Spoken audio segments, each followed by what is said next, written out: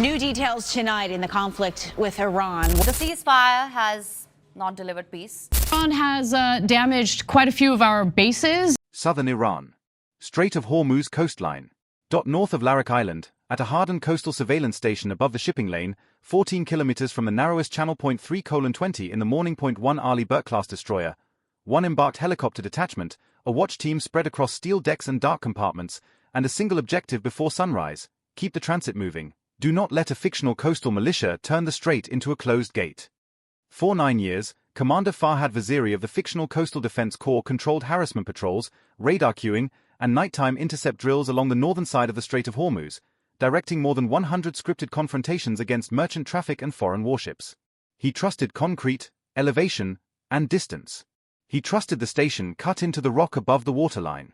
He trusted the fast patrol craft idling in coves under blackout discipline below him. The American mission was limited and cold. Transit the channel, identify the source of the blockade attempt, hold the line, and exit the kill box before dawn. Change the water and the political map with it. The station sat on a shelf of black stone above the sea, surrounded by terraced retaining walls, narrow service roads, antenna masts, and reinforced observation huts facing south toward the shipping corridor. It had no grand parade ground and no ceremonial gate.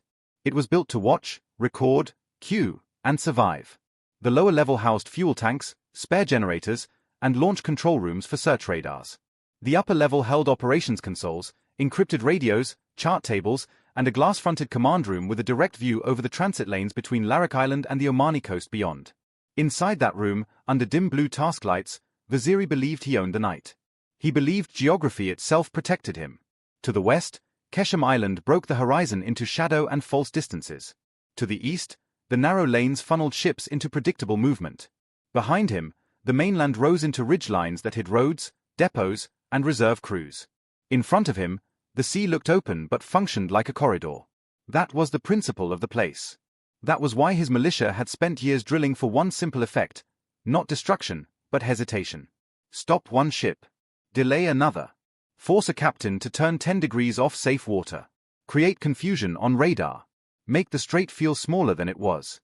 If he succeeded, shipping insurance would react before politicians did. If he failed, the myth of local control would crack under white wake and American timing. Far out in the channel, USS Fitzgerald moved without drama. The destroyer did not need to announce confidence. Confidence was already built into the hull, the radar arrays, the combat information center, the discipline of the bridge watch, and the practiced language of officers who understood narrow water at night. The sea around the ship reflected little. Moonlight came in fragments. Running lights from commercial vessels glowed at long intervals like fixed points on a chart that kept changing shape. The Persian Gulf opened behind them in darkness. Ahead, the Strait of Hormuz compressed the traffic, the coastlines, and the time available to make decisions. The destroyer's systems pulled signal out of clutter. Surface contacts tracked across screens. Emissions rose and fell. The bridge team watched ranges, bearings, and speed changes. No one on the American side confused routine with safety. The strait had a long memory. It stored precedent. It stored overconfidence. It stored every misread course line and every warning issued too late. From the shore station, the fictional Coastal Defense Corps began its sequence the way small forces often begin in contested water, with ambiguity. 2 patrol boats slipped from a cove east of the station and ran dark until they reached the southern face of the coastline. A third vessel followed at lower speed, trailing behind the first pair as if it belonged to another unit. Their hulls were small, quick, and made for shallow approaches and sudden turns. Above them, the station cycled radar emissions in short bursts, enough to paint movement without broadcasting a full picture of its own readiness. Vaziri wanted pressure, not a first shot. He wanted the destroyer to slow, query, and drift into a box shaped by shoreline, traffic, and uncertainty. That was the method his militia had refined. Not battle in the classical sense. Management of perception. If a warship hesitated in the lane, the coast gained initiative. If a merchant captain altered course in fear, the coast gained a story to circulate by sunrise. On Fitzgerald, the first sign was not visual. It was pattern. Surface contacts emerged from the north shore at speeds that did not match fishing traffic and vectors that did not match normal merchant behavior. The officer of the deck watched the plot update, then looked through the bridge glass toward the black line of coast. The tactical action officer in Combat Information Center called out changes in bearing and range. Voice circuits tightened. The ship's commander entered the bridge without unnecessary words. He had crossed choke points before. He knew that narrow water at night belonged to whoever understood sequence first. The destroyer maintained course for several more moments, not because the contact picture was benign, but because overreaction in congested shipping lanes can be as dangerous as any hostile move. Then the first radio call came from the north. The voice identified itself as a maritime security authority. It was not one. It ordered the destroyer to reduce speed and await further routing instructions. The English was controlled, rehearsed, and intended for recording as much as for effect. Fitzgerald answered in standard bridge-to-bridge procedure. The response was brief, lawful, and unambiguous. The destroyer was conducting innocent passage through an international strait. It would continue. It would not accept direction from an unrecognized force. That exchange traveled nowhere and everywhere at once. On the shore station recorder, it became evidence of defiance. On the destroyer, it became confirmation that the contacts ahead were not confused fishermen or stray security craft. They were part of a plan built on obstruction. The first patrol boat then crossed the destroyer's projected track at unsafe distance, throwing a white line of wake across the channel like a physical argument. The second paralleled Fitzgerald on the starboard side but held outside direct collision risk, close enough for intimidation and for observers on shore to say they had boxed the warship. The third boat stayed back and transmitted continuously. High on the cliff, Vaziri leaned over the operations table and watched the tracks converge on a digital chart layered over the real sea beyond the glass. He believed he had the geometry. The coast to his back. The island shadows to his flank. The shipping lane narrowing ahead. A large ship under global observation. A commander on that ship who, he assumed, would prioritize political caution over navigational dominance.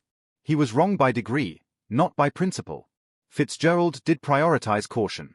But it was the caution of trained force, not hesitation. The ship increased readiness, not profile. Additional lookouts were posted. The embarked helicopter crew prepared for launch. The destroyer's navigation team recalculated margins in real time against traffic separation boundaries, surrounding merchant contacts, and the erratic movement of the patrol craft. Search sensors stayed disciplined. Radio warnings continued. Every American action served two purposes at once: keep the destroyer safe in the water immediately around it, and shape a record no one could falsify by morning. The ship did not chase. It did not swerve for theater.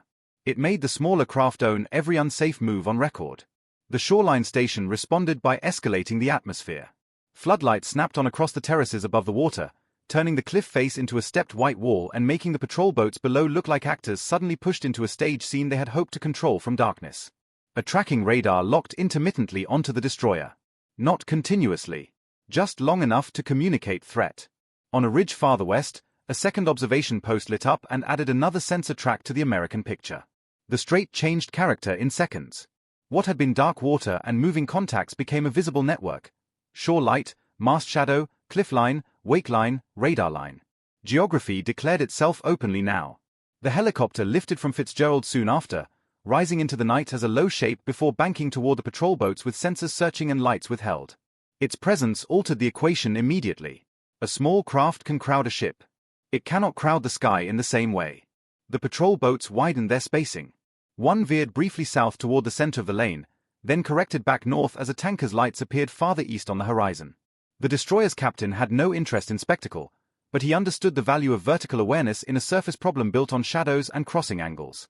The helicopter crew reported one patrol boat carrying additional personnel not visible at first glance, another towing something narrow and low in the water that might have been a marker buoy or decoy. The ship logged all of it. At the coastal station, Vaziri decided the ship had to be slowed immediately or the operation would collapse into observation rather than control. He ordered the lead patrol boat to move directly ahead of the destroyer's bow at reduced speed and force a navigation decision. It was the most dangerous order of the night, and it exposed the central weakness in his method. Harassment works best when the larger force doubts itself. Fitzgerald did not. The destroyer sounded warning blasts and adjusted within the legal lane only as much as safe seamanship required, never enough to signal compliance. The bridge team worked measured increments. Bearings. Rate of closure. Rudder. Engine response. Every command stayed inside discipline. The lead patrol craft found itself too close to the bow wave of a ship many times its size and too committed to back out cleanly. It turned hard, took spray over the hull, and fell off to port in its own churned wake. On the station glass above, it looked like the moment control left the shore and went back to the water. The militia's second move came from land. Not missiles.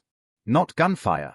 A series of high-intensity beams from the cliff station and a smaller western ridge swept across Fitzgerald's bridge windows in coordinated arcs, trying to degrade visibility, disturb watchstanding, and trigger either confusion or public overreaction. The beams painted the superstructure, the forward deck, and the bridge face. The destroyer answered with procedure, not panic. Protective measures went up inside the bridge. Watch rotations adjusted positions. Sensors and external cameras carried the picture the naked eye no longer held cleanly. Over the radio, another warning went out. Cease unsafe interference. Maintain separation. International traffic was present. The American phrasing stayed clinical, but the effect of the ship's composure was cumulative. The more the militia tried to turn the transit into theater, the more every move looked like harassment under disciplined observation. Then the wider strait entered the scene. Eastbound commercial traffic drew nearer. A tanker from the Gulf of Oman side approached the transit lane with its own obligations, its own momentum, and no reason to become part of anyone's demonstration. The presence of neutral shipping compressed timelines for everyone. Vaziri had wanted a controllable box. Now he had too many moving pieces. His patrol boats could not continue crossing a destroyer's path while a tanker converged on the lane and an American helicopter marked every motion from above. The station crew reported that the Western observation post had lost clean track intermittently against surface clutter. The radar picture was no longer a tool of intimidation. It was a problem set. Fitzgerald used that moment. The captain ordered the transit maintained with enough authority to settle the question of precedence without creating collision risk for merchant traffic.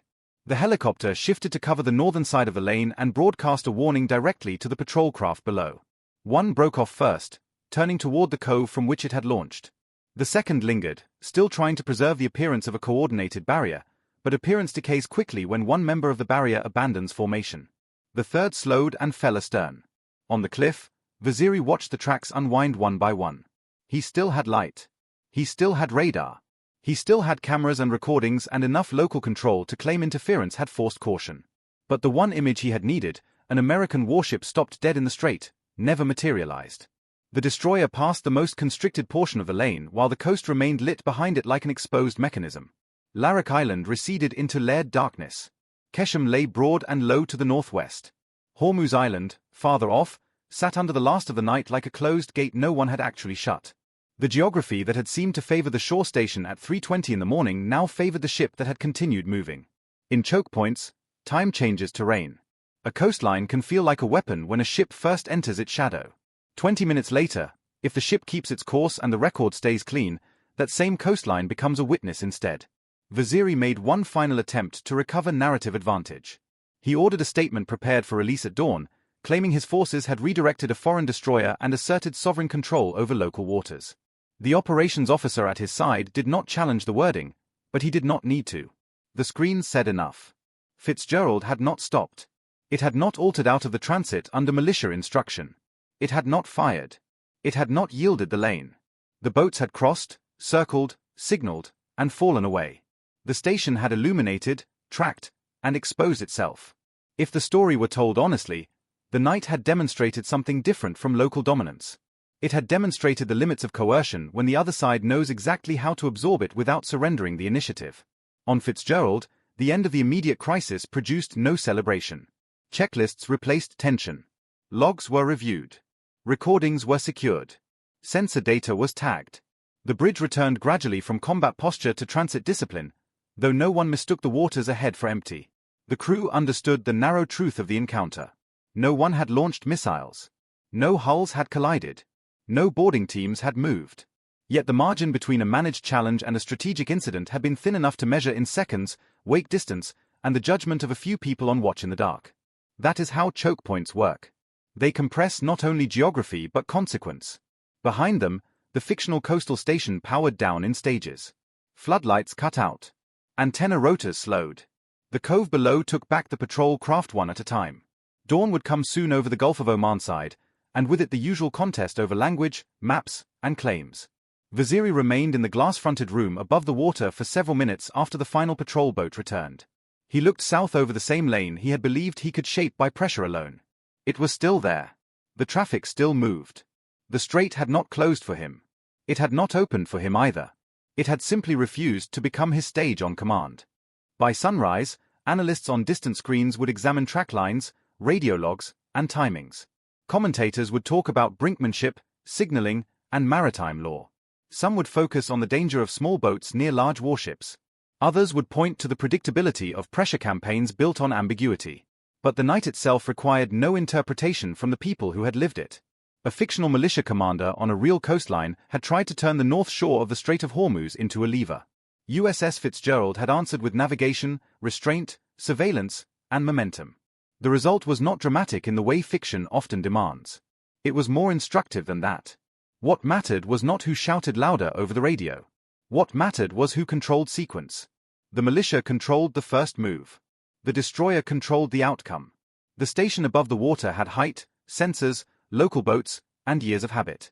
Fitzgerald had training, patience, records, and the ability to operate inside pressure without becoming owned by it. In the Strait of Hormuz, that difference is often the whole contest. And that was the lesson of the transit. Not that the sea belonged to the louder side. Not that the coastline automatically ruled the channel beneath it. The lesson was narrower, colder, and more useful. In confined water at night, a force that mistakes intimidation for command can lose both in less than an hour.